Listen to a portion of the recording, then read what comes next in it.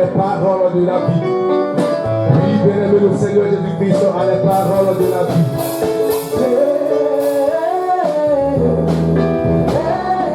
Bien-aimé, chante ce cantique. La Bible s'appelle Emmanuel. Oui, la Bible l'appelle Emmanuel. Les hommes l'appellent Papa.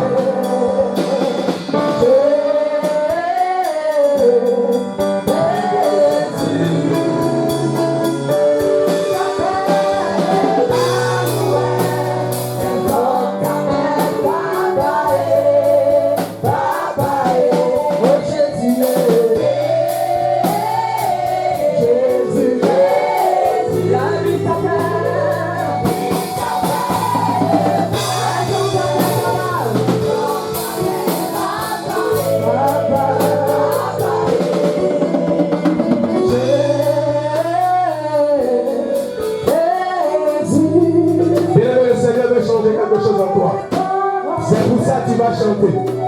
On m'a dit que tu guérissais, Seigneur, guéris-moi. Oui, le Seigneur veut changer quelque chose en toi. C'est pour ça que tu vas chanter ce cantique. Et tu vas le chanter avec ta foi, avec ton cœur. Tu vas le chanter avec ta foi, avec ton cœur. Et le chante-nous. Dis-le, bien-aimé. Dis-le, dis-le, dis-le, dis-le, dis-le. On m'a dit que tu guérissais, Seigneur, guéris-moi. On m'a dit que tu transformes, Seigneur, transforme-moi. Il t'a pas oublié. Non, non, non, il ne t'a pas oublié, bébé.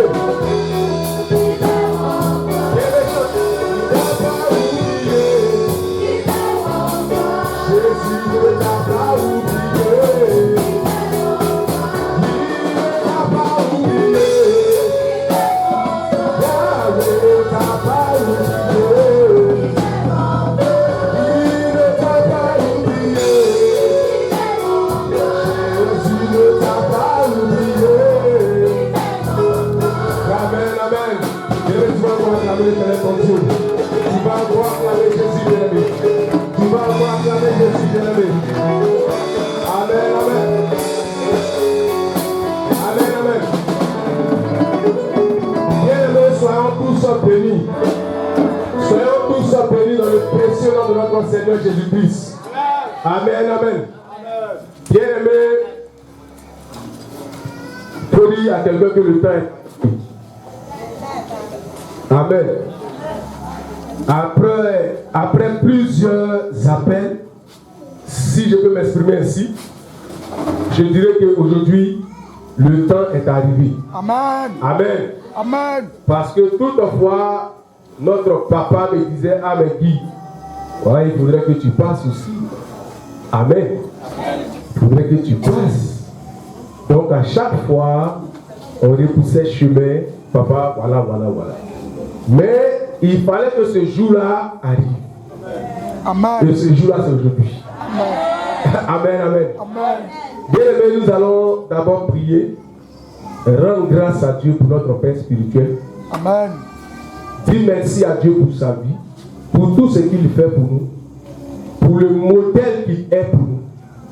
Nous allons élever la voix et ensemble dire merci à Dieu pour sa vie. Père, nous bénissons ton nom. Bien-aimé, tu vas prier. Tu vas dire merci à Dieu pour la vie du prophète ton ami Élisée. Et tu vas dire merci à Dieu pour la vie de son épouse. La vie de tous ses collaborateurs. Et de là où il est, que l'Éternel Dieu veille sur lui. Il prenne soin de lui. Seigneur, merci pour la vie de notre Père spirituel, le prophète Daniel Élisée. Merci parce que de là où il est, Père, tu l'assistes, tu veilles sur lui. Tu fais toutes choses bonnes dans sa vie. Merci de nous sécuriser. Encore nous avons prié. Amen. Amen. Amen. Amen. Bien aimés, nous allons partager la parole de Dieu. Amen. Notre texte de base se trouve en 1 Samuel, le chapitre 30. Amen. Bien-aimé, tu vas prier encore pour ma personne, parce que ce n'est pas facile. Prie pour ma personne. Père, nous bénissons ton nom, nous te louons. Prie, demande à l'Esprit de Dieu Que tu manifestes ton de esprit. lui-même me diriger en ce jour. Père, ce canal disposé que toi-même tu l'utilises pour ton œuvre et pour ta parole. Qu'il soit au nom de Jésus. Celui-là même par qui tu m'as parlé. Merci Jésus. Bien-aimé, prie pour ta vie, prie pour ton cœur, prie pour que ce message te fasse du bien. Que toi-même Bien-aimé, il faut prier pour toi-même. Prie pour toi, bien-aimé. Prie pour ta personne, bien-aimé. Prie. Merci, merci Jésus. Et ce que tu fais. Amen. Amen. Bien-aimé, notre thème de ce matin, c'est Dieu restaure ce qui est perdu. Amen. Dieu restaure ce qui est perdu. Bien-aimé, nous devons faire confiance à la souveraineté de Dieu. Amen. Notre Dieu, il est souverain. Bien-aimé, notre Dieu pouvait toutes circonstances. Amen. Nous devons faire confiance à la souveraineté de Dieu. Dis-le à quelqu'un ce matin. Bien-aimé, je vais lire la parole de Dieu en 1 Samuel 30. Je rappelle qu'on va lire 1 Samuel 30 du verset 1er jusqu'au verset 20. Mais je vais lire d'abord 1 Samuel 30 et nous allons nous arrêter au verset 6 et ensuite nous allons poursuivre. Je lis la parole de Dieu.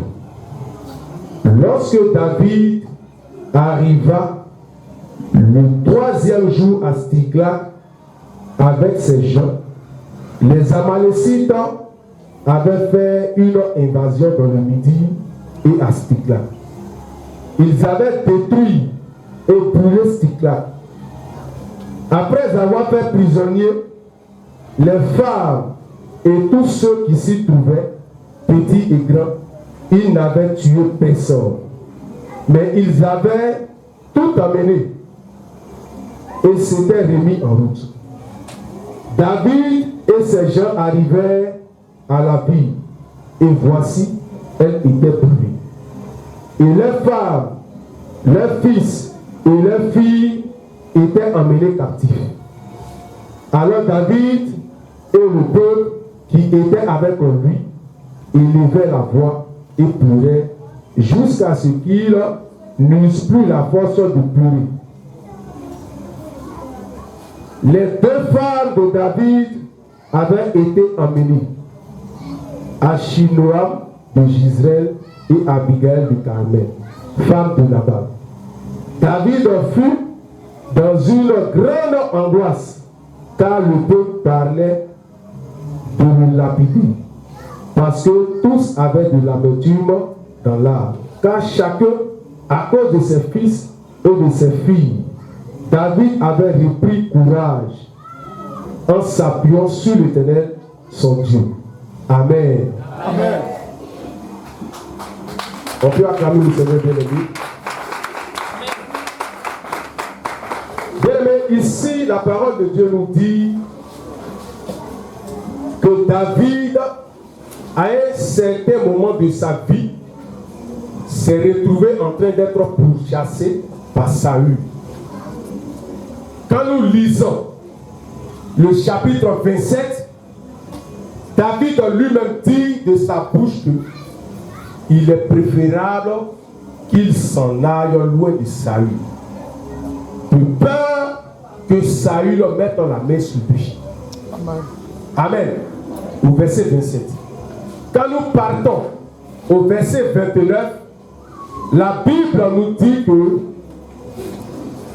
David, lorsqu'il fuyait la persécution de Saül, s'est retrouvé chez les Philistins. au verset 29. La Bible dit que David, après avoir battu Goliath, a commencé à être jalousé par Saül. David a commencé à être poursuivi par Saül. Parce que Saül voyait en lui quelqu'un qui allait le succéder, quelqu'un qui allait le remplacer. Donc très tôt, Saül voulait en découdre avec David. Au chapitre 29, comme je l'ai dit, la Bible nous dit que David a fui. Et David est allé se trouver chez les Philistins. Et David va croiser, ou David va avoir grâce aux yeux de l'un des princes des Philistins, appelé Akish. Akish va trouver grâce pour pouvoir, en David, pour pouvoir l'héberger. Amen. Amen. Et David, étant donné qu'il était avec Akish, Akish prenait soin de lui. Il le traitait bien parce qu'il connaissait la situation de David. Amen. Akish prenait bien soin de David. Akish, c'est le nom du roi, de l'un des rois de Philistine. Parce qu'il y avait 5 grandes villes en Philistine. Et le roi Akish, lui, était le roi de Gath. Amen. C'est lui qui a donné refuge à David. Amen, amen. Amen. Donc, il s'est trouvé que les Philistins devaient aller combattre Israël. Amen. Les Philistins devaient aller combattre Israël. Et Akish, et David, pardon, depuis qu'il a été réfugié en Philistine, n'a pas cessé de prêter ses services à Akish, qui était le roi des Gath. Donc, lorsque les Philistins devaient partir combattre Israël, David et ses hommes se sont retrouvés en arrière-plan. C'est-à-dire, les Philistins étaient devant et David était derrière avec ses hommes pour prêter main forte aux Philistins qui allaient combattre Israël. Amen. Et arrivé à un moment donné, je l'ai dit qu'il y avait 5 grandes villes. Les 4 autres rois de ces villes-là ont demandé qui était ce témoin qui était derrière nous. Qui sont ces hommes? Et Akish va lui dire que c'est David, le serviteur de Saül. Amen. C'est David, le serviteur de Saül. Et les 4 autres rois ont dit que non, David ne peut pas aller en combat avec nous. Parce que le seul moyen pour David de trouver grâce aux yeux de son maître qui était Saül, c'était de nous tuer, de couper notre tête et aller les présenter à Saül. Et à partir de cela, Saül allait pouvoir épargner David, plus que Saül cherchait à tuer David. Amen. Amen. Cet homme-là ne peut pas aller en guerre avec nous, c'est impossible. Mais David va dire à Akish, mon maître, depuis que je suis avec toi, qu'est-ce que tu peux me reprocher? Je me suis bien comporté depuis mon arrivée ici, jusqu'à aujourd'hui. Qu'est-ce que tu as à me reprocher? Akish va dire, non, ce n'est pas moi, mais ce sont les autres rois qui ne veulent pas que tu partes en guerre avec nous. Amen. Parce que la Bible dit que eux, ils connaissaient la force de David, parce qu'ils ont même dit que c'est pas ce David à qui on chantait. David a tué 10 000 et Saül a tué 1000. N'est pas ce David, n'est pas ce David, parce qu'ils savaient que David était un homme de guerre.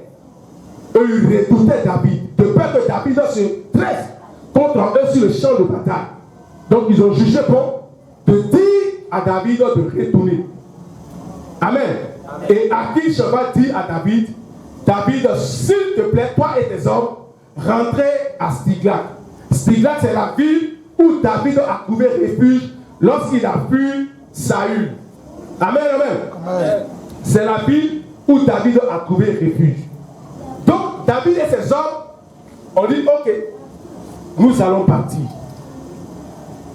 Et à leur retour, quelque chose va se passer. Amen. Dans la ville où ils étaient réfugiés, quelque chose va se passer dans cette ville-là. Je rappelle que la ville, c'est Stiklag. Amen. On prêche ensemble. Amen, amen. La ville, c'est Stiklag. Amen. Donc, David arrive à Stiklag et il constate qu'il y a eu une évasion. Il y a eu une invasion, c'est-à-dire que les Amalécites ont passé par là. Amen. Les Amalécites ont passé par là. Quelqu'un à qui on dit, tu ne vas pas faire la guerre, pendant que lui-même il veut faire la guerre. Il revient dans sa maison et il constate qu'il y a eu des dégâts. Amen, amen. Il y a eu des dégâts dans sa maison. David et tous ses hommes, on dit qu'ils étaient 600. Bien aimé, peut-être que c'est des gens comme moi qui ici. Moi, je suis émotif. Quand il y a des situations, je pleure. Même quand on dit qu'il doit venir, je pleure. Amen. Amen. Peut-être que David était comme ça. Qui sait? Mais la Bible dit que David a pleuré. David et ses hommes ont pleuré. Bien aimé, ils ont tellement pleuré qu'ils n'avaient plus de force. Il leur manquait maintenant de la force. Ils ont pleuré, bien aimé. On dit, tu arrives chez toi, ta femme, tes enfants, tout ce que tu as de chair n'est plus là. Mais ces hommes-là, ils ont tout laissé pour suivre David. Ne l'oublions pas. Et ils arrivent dans une situation où celui pour qui on a tout laissé là, c'est-à-dire on le suit, il nous envoie quelque part, et nous, on se retrouve dans une situation où on a perdu nos femmes, c'est-à-dire que nos enfants, tout ce qu'on a de pied a été brûlé. Parce que la Bible dit que lorsque les Amalécites sont venus, dans ce que nous avons lu, ils ont brûlé, mais ils n'ont pas tué quelqu'un. Ils ont porté avec eux les femmes, les enfants et les fils des hommes de David. Et David lui-même, ces 2 femmes ont été emportées. Amen. Amen. Les Amalécites, c'est un peuple nomade. Ils n'ont pas d'endroit fixe. Quand ils arrivent, ils sont arrivés à l'église ici, ils ont vu qu'il n'y a personne, il y a quelque chose à voler, ils volent, ils sont morts. Et ils ne perdent pas le temps. Voilà pourquoi, quand David s'est retrouvé sur le champ de bataille, où on lui a demandé de retourner dans sa maison, il n'y avait plus d'hommes, il n'y avait plus de garçons là-bas, il n'y avait plus d'hommes valides. Donc ils sont retrouvés, voilà, il y a qui de bon même ici? C'est les femmes, les enfants, des personnes sans force, qui ne peuvent pas se défendre. Donc ils ont profité pour voler, pour piller. Ils ont brûlé les maisons. Amen, amen. Amen. Et ils ont emporté avec eux les femmes et les enfants de David et ses hommes. La Bible dit qu'ils ont pleuré de toutes les forces jusqu'à ce que eux-mêmes ils soient fatigués. Amen. Amen. Le problème que nous avons, c'est que nous disons que ce que nous avons de chair ne peut pas être perdu. Ou bien ce que nous avons de chair ne peut pas nous être retiré. Le problème que nous avons, c'est que nous disons que le travail que Dieu nous a donné, même si cela n'est pas conforme à sa volonté, ne peut pas nous être retiré. Nous disons que les bijoux que nous avons ne peuvent pas se perdre. Nous disons que notre vie de méditation, notre vie de prière ne peut pas être ébranlée. Bien-aimé, laisse-moi te dire que ce que tu as de si cher, et puis quand on te parle, tu ne coûtes pas là. Oh. Dieu peut te l'arracher en un jour. Amen. Bien-aimés, quand nous étions de l'autre côté, on avait un beau temple, à tel enseigne que nous étions fiers de présenter ce temple-là à tout le monde, à qui il voulait voir. Et Dieu va nous faire passer par une situation où ce temple-là va être cassé, démoli. Et on se retrouve à parcourir les écoles.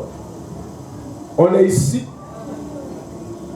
Demain, on se retrouve ici.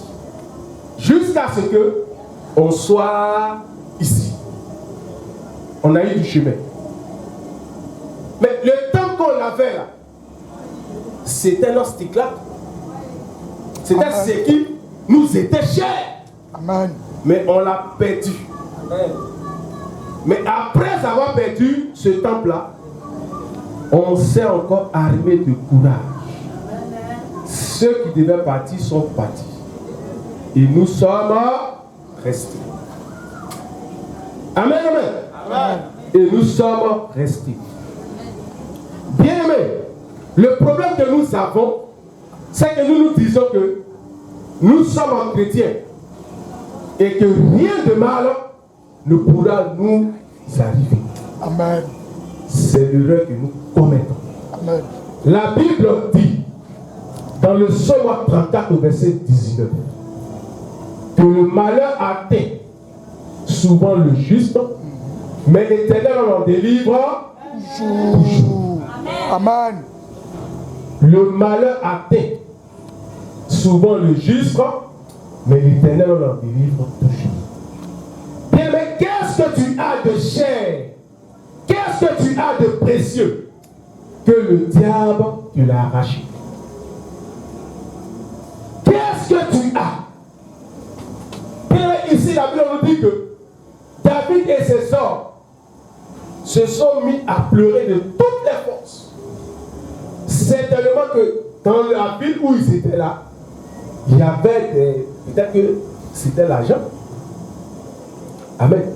Peut-être qu'ils avaient des choses importantes dans la ville. Amen, amen. Amen. Mais ils ont perdu. Le problème, ce n'est pas que nous n'allons pas perdre. Mais le problème, c'est de pouvoir s'armer afin de récupérer tout ce qui a été perdu. Bien aimé, la différence entre certaines personnes et nous, c'est qu'il y a certaines personnes qui ont l'art de l'anticipation. Ils savent anticiper, bien aimé, lorsqu'il y a des problèmes, il y a des difficultés. Là où toi et moi nous pleurons, eux ils ne pleurent pas. Là où toi et moi nous gémissons, non, pour eux c'est un temps. Et le temps là va passer. Amen. Amen. Amen. Et le temps là va passer. Ils ont là de l'anticipation. Tu n'as jamais vu quelqu'un à qui on dit, lui là c'est un garçon, hein? Malgré la situation, il ne pleure pas. Tu n'as jamais vu ça? Si. Moi, quand il y a un problème, ma femme et sa femme, je pleure. Parce que on ne peut pas réagir à la douleur en souriant. On ne peut pas réagir au mal en souriant. Bien aimé, le diable veut te voler ta joie. Le diable, il sait que s'il arrive, ou que s'il n'arrive pas à voler notre joie, notre enthousiasme, notre bien-être, bien aimé, s'il n'arrive pas à voler notre cœur, qu'on prend pour suivre Dieu là, il est vaincu. Il aura quoi encore à faire? Donc c'est par là qu'il nous attend. C'est ce qu'il attaque. Parce qu'il sait qu'en le faisant, nous allons avoir mal. Donc il touche là où il sait que ici là, le frère il va sentir. Ou bien la soeur elle va sentir. Et c'est ce qui s'est passé dans la vie de David et ses hommes. Amen, amen. Amen. Nous allons continuer. Nous allons lire le verset 7 qui nous dit, il dit au sacrificateur Abiatar, fils d'Achimélec, apporte-moi donc l'éphod. Abiatar apporta l'éphod à David. Amen, amen. Amen. David va dire au sacrificateur Abiatar, apporte-moi l'éphod. L'éphod, je rappelle que c'est un habit. Quand on lit Exode 28 au verset 15, la Bible nous parle de l'éphod. C'est un habit qu'on porte lorsqu'on veut aller dans la présence de Dieu. Lorsqu'on veut consulter Dieu, c'est cet habit-là qu'on porte. Cet habit-là, on peut le décrire comme le courage.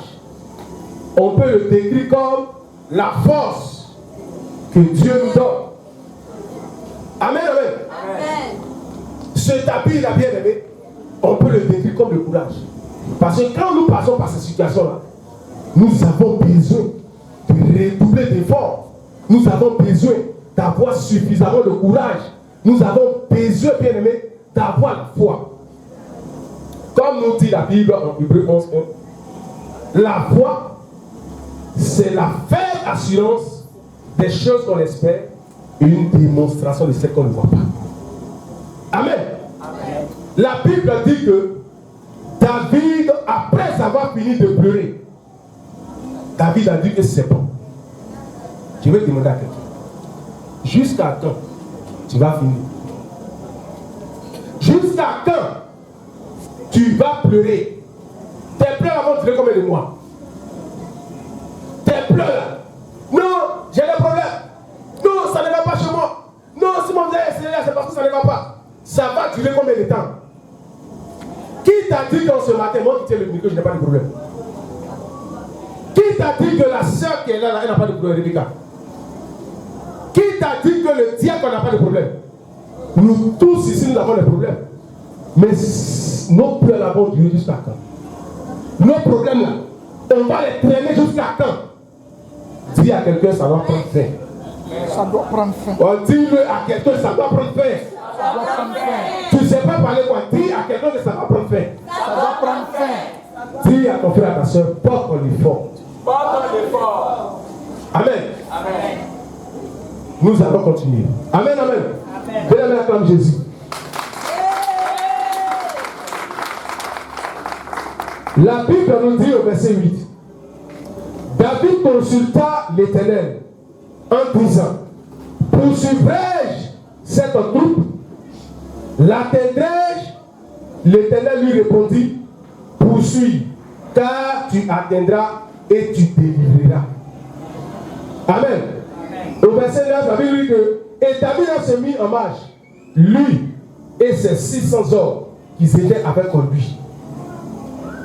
Ils arrivèrent au torrent de Bessor, où s'arrêtaient ceux qui restaient en arrière. David continua la poursuite avec 400 hommes. 200 hommes s'arrêtaient trop fatigués pour passer le torrent de Bessor. Amen. Bien, mais au verset 8, la Bible nous dit que David a consulté l'Éternel. David a voulu avoir l'assurance de Dieu. David a voulu avoir le certificat de Dieu. David a voulu avoir la force que, ici là, si je les pousse, je vais les atteindre. Donc pour cela, David va consulter. Quand il a pris son effort, c'était pour parler à Dieu. Amen. Amen. La Bible dit que nous devons nous laisser conduire par l'Esprit de Dieu. Amen. Selon Romains 8, 14. La Bible dit que ceux qui sont conduits par l'Esprit de Dieu sont appelés fils de Dieu. David voulait une orientation venant de Dieu.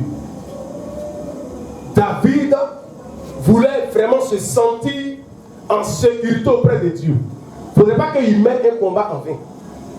Amen. Amen. Parce que s'il ne consulte pas Dieu, qu'il décide de lui-même les poursuivre, ce n'est pas bon. Voilà pourquoi le serviteur de Dieu matin a dit, à qui le Saint-Esprit a parlé. Ou bien, qui a reçu quelque chose de l'Esprit de Dieu. La question a été posée. Amen. David ici a consulté Dieu. Il a consulté l'Éternel. Parce qu'il savait que ce combat-là, il ne pouvait pas le mener de lui-même ses propres forces. Il ne pouvait pas. Même si David était un homme de guerre, mais ce combat-là, cette bataille, il ne pouvait pas le faire de lui-même. Bien aimé, est-ce que nous passons assez de temps à consulter Dieu? Est-ce que nous passons assez de temps dans la présence de Dieu pour chercher à comprendre qu'est-ce que Dieu veut nous dire? Quel est le plan véritable de Dieu pour notre vie? Qu'est-ce que l'Éternel notre Dieu attend de nous exactement? Qu'est-ce qu'il attend de nous réellement? Qu'est-ce que Dieu veut? Comment est-ce qu'il veut qu'on se comporte face à la situation? Quelle décision Dieu veut qu'on puisse prendre? Amen. Quelle décision que Dieu veut qu'on puisse prendre? Parce qu'on ne peut pas se lever parce que j'ai la force. Je peux me battre. Mais parfois, il faut savoir raison garder. Même quand tu as la force de te battre, tu dois avoir l'approbation de Dieu. Amen. Dieu doit approuver ce combat-là d'abord. Amen. Si ce n'est pas le cas, si tu ne l'as pas encore fait, ne t'engage pas. Parce que quand Dieu te parle, tu as l'assurance. Quand Dieu te parle, il te dit, mon fils, lève-toi et pars. Tu as l'assurance. Parce que l'Éternel, ton Dieu, t'a parlé. Amen. Amen. Tu ne peux pas mener ce combat-là en vain. Tu ne peux pas le mener au hasard. Amen. Peut-être tu es chrétien, tu n'es pas n'importe qui. Parce que d'autres personnes, quand ils se retrouvent dans une situation, bien aimé, ils vont eux au village. Ils vont parler à l'eau. Et ils attendent une réponse de l'eau. Mais toi, pour toi, ce n'est pas le cas. Toi, tu es un fils de Dieu. Ceux qui sont conduits par l'Esprit de Dieu sont appelés fils de Dieu. Tu as le Saint-Esprit en toi, non? Il est là, non? Amen. Amen. Il vit en nous. Quand on a des problèmes dans les situations, on doit le consulter, bien aimé. Amen. On ne peut pas faire les choses de nous-mêmes. L'Esprit de Dieu est en nous. Souvent, dans des situations, fléchissons genoux et demandons la direction de Dieu. Quel chemin Dieu veut qu'on puisse apprendre? Amen. De quelle manière le Seigneur veut que je puisse mener ce combat, cette bataille? Si je le fais et que j'ai l'approbation de Dieu comme David, je vais avoir peur de quoi? Je vais avoir peur de quoi? Non, dis-le-moi. Rien. Lorsque David a posé la question à Dieu de savoir s'il devait poursuivre les Amalécites, le Seigneur lui a répondu. Le Seigneur a dit à David, lève-toi et poursuis-les. David était maintenant sans crainte parce qu'il a eu l'approbation de Dieu. Et c'est ce que nous devons rechercher. C'est ce que nous devons rechercher. Nous ne devons pas mener les combats de nous-mêmes. Parce que, bien aimé, souvent, nous sommes confrontés à certains défis de nos vies, à certaines situations, bien aimé, qui sont en réalité des épreuves. Amen. Le Seigneur nous éprouve. Amen. Il a éprouvé Job dans la Bible. Dieu nous fait passer par des épreuves. Regardez, quand on lit Exode 32, la Bible nous dit que Moïse, dans Exode 19, est monté voir Dieu. Moïse est monté pour recevoir, bien aimé, les 10 commandements, les lois de Dieu. Amen. Amen. Et dans Exode 32, le peuple, fatigué d'attendre Moïse, qui est allé en réalité prendre des lois pour venir les communiquer, était fatigué d'attendre Moïse. On dit à Aaron, Aaron, lève-toi et fais-nous un petit. Parce que ce Moïse-là, on ne le voit pas. Le Dieu dont il parle là, on ne le voit pas.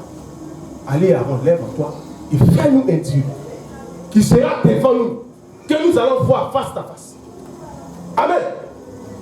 Et Aaron va suivre les instructions du peuple. Aaron va accepter la compromission. il va accepter ce que le peuple lui a demandé de faire.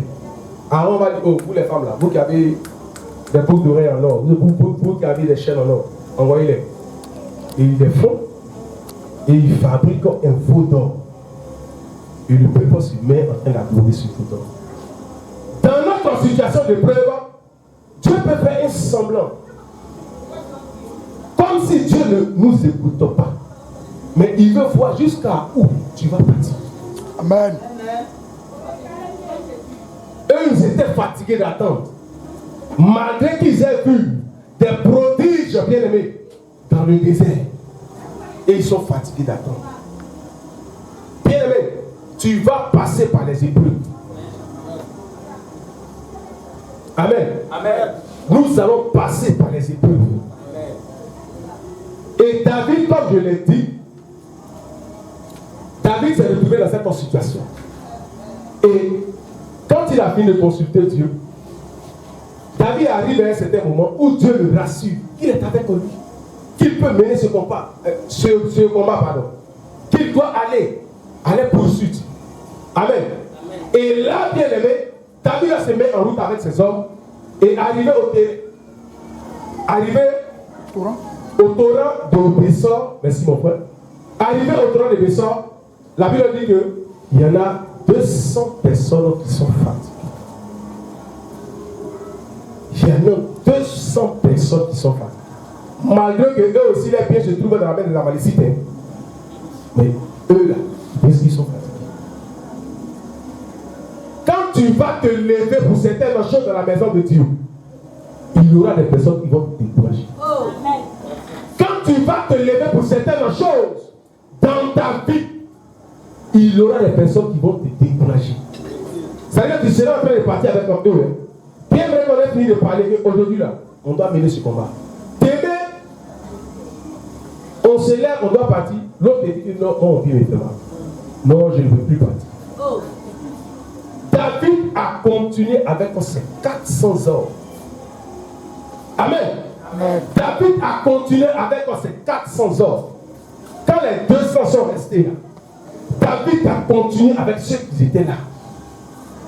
Et Dieu, par sa grâce, va permettre que David puisse trouver un Égyptien. Amen. Amen. L'Égyptien a été abandonné par son maître Amalécite. Parce qu'il était malade. Amen.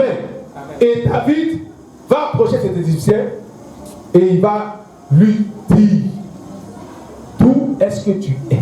D'où est-ce que tu sors? Et l'Égyptien va s'ouvrir à David. Amen. Et après avoir fini, après avoir donné de la nourriture à cet Égyptien, il va accepter d'un cœur ouvert de conduire David jusqu'aux Amalécites. Amen. Amen. La Bible nous dit que quand David s'est levé, il a consulté Dieu. Dieu lui a donné l'approbation. Dieu lui a donné la certitude. David s'est mis en route et il a poursuivi les Amalécites. David a tout récupéré. Amen. Tout ce qu'ils avaient pris, David a tout récupéré. Amen. Bien-aimé, notre Dieu, c'est un Dieu qui est souverain. Amen. Il dit en Jérémie 29:11 que les projets qu'il a formés pour nous sont des projets de paix et non de malheur. Amen. Amen. Il dit dans le psaume 37:5 de recommander notre sort entre ses mains. Alléluia. Et lui, Dieu, qui agira. Amen. C'est ce que David a fait. David a recommandé son sort entre les mains de Dieu. Et Dieu a permis que David parte derrière ces gens, ces Amalécites. Bien-aimés, ceux qui t'avaient volé tes biens, ceux qui t'avaient volé ta joie, ceux qui t'avaient pris bien, mais ce qui était bien pour toi, ce qui était nécessaire dans ta vie, David est allé après ces personnes et David a récupéré tout. Amen. Bien-aimé, si tu te lèves, si nous nous levons, bien-aimé, il est sûr que nous allons récupérer tout ce que le diable nous a pris. Amen.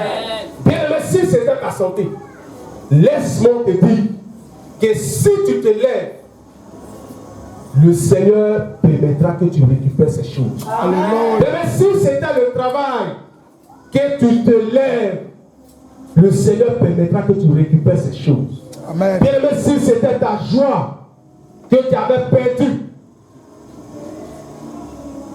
le Seigneur permettra que tu retrouves ces choses. Amen. Amen. Amen. Bien aimé, nous allons continuer. Parce que tu peux lire Ésaïe 38. Ésaïe 38. Ésaïe 38, à partir du verset 1er, tu dis, où tu dois t'arrêter, tu dois t'arrêter. Amen, amen. Avant de lire, bien aimé, dis encore à ton frère, nous devons faire confiance à Dieu. Bien aimé, dis à ton frère, à ta soeur, nous devons faire confiance à Dieu. Nous devons faire confiance à Dieu. Amen. Amen. Oui, pasteur. Ésaïe 38, le verset 1. Amen. 38. Hein. Amen, 38. Ésaïe 38. Lorsque David arriva le 3e jour à Tsiklag, Ésaïe 38. Ésaïe 38. Ésaïe 38. Ésaïe 38. Ésaïe 38, on nous dit, en ce temps-là, Ézéchias fut malade à la mort. Le prophète Ésaïe, fils d'Amos, vint auprès de lui et lui dit, ainsi parle l'Éternel, donne tes ordres à ta maison, car tu vas mourir et tu ne vivras plus. Ézéchias tourna son visage contre le mur et fit cette prière à l'Éternel. Ô Éternel, souviens-toi que j'ai marché devant ta face avec fidélité et avec intégrité de cœur, et que j'ai fait ce qui est bien à tes yeux. Et Ézéchias répondit d'abondantes larmes. Puis la parole de l'Éternel fut adressée à Ésaïe en ces mots. Va et dis à Ézéchias, ainsi par l'Éternel, le Dieu de David, ton père. J'ai entendu ta prière et j'ai vu tes larmes. Voici, j'ajouterai 15 années, je te délivrerai, toi et cette fille, de la main du roi Assyrie. Amen. Amen. Bien aimé, voilà encore une histoire. J'ai dit que nous devons faire confiance à Dieu. Amen. Ici, la Bible nous parle du roi Ézéchias. Amen. Amen. Pour mieux comprendre, est-ce que tu peux lire 2 Rois 18:4? 2 Rois 18:4. 2 Rois 18:4. 2 Rois 18:4. 2 Rois 18:4. Amen. Il fit disparaître les hauts lieux, Amen. brisa les statues, Amen. abattu les idoles Amen. et mis en pièces le serpent d'airain que Moïse avait fait. Amen. Car les enfants d'Israël avaient jusqu'à alors brûlé des parfums devant lui. Amen. On l'appelait Nehushtan. Amen. On peut s'arrêter là. Amen. Mais ici, la Bible nous parle du roi Ézéchias. Comme nous avons lu en 2 Rois 4, la Bible nous dit que lorsque le roi Ézéchias a cédé au pouvoir, il a fait détruire toutes sortes d'autels. Amen. Il a brûlé le serpent d'airain.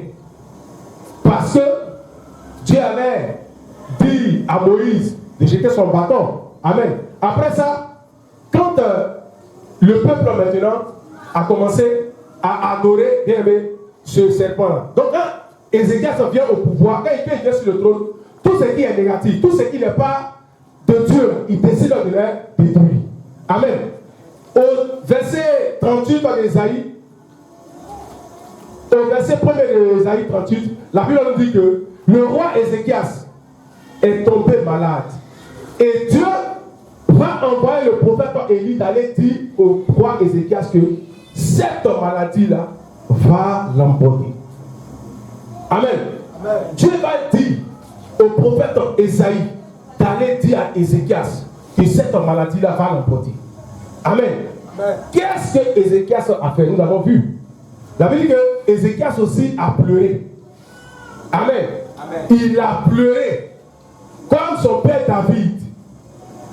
Mais Ézéchias s'est armé de courage. Mais lui, qu'est-ce qu'il a fait? Il a rappelé à Dieu tout ce qu'il avait fait dans sa maison. Non, Seigneur, ce n'est pas normal. Quand je suis venu au pouvoir, j'ai fait détruire tous les hôtels. Voilà ce que j'ai fait. Voilà ce que j'ai fait. Et le Seigneur a dit à Ésaïe que tu dois retourner chez Ézéchias. Parce que ce type-là, il ne doit pas mourir maintenant. Amen. Amen. Il ne doit pas mourir maintenant. Et Dieu va rajouter encore 15 autres années sur sa vie. Bien-aimés, nous devons faire confiance à Dieu. Nous devons faire confiance à Dieu. Voilà pourquoi je veux dire à quelqu'un.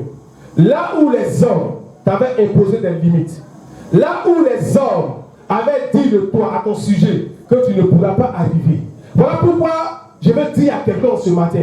Là où tu étais limité, bien aimé, dans ta tête, tu te disais que ces choses-là n'étaient pas pour toi, elles étaient pour d'autres personnes et non toi. Je veux te dire en ce matin de faire confiance à Dieu. Amen. Parce que quelle que soit la situation, le Seigneur, il est Dieu, il ne changera pas. La Bible nous dit, en Hébreux 13:8, que Dieu, il est le même hier, aujourd'hui et éternellement. Il ne change pas. Il ne change pas. Amen. Amen. Bien-aimé, comme David, nous devons nous armer de courage. Amen. Comme David, nous devons faire face aux défis. Nous devons consulter Dieu avant de prendre n'importe quelle autre décision. Bien-aimé, tu auras des problèmes, tu vas pleurer, mais ces problèmes-là, bien-aimé, tu vas savoir une seule chose. Elles auront une fin. Ça va s'arrêter. Ça ne va pas durer pour toujours. Amen. Amen. Ça ne va pas durer pour toujours.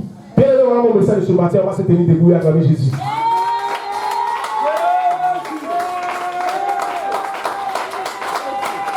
Amen, amen. Dirigeant.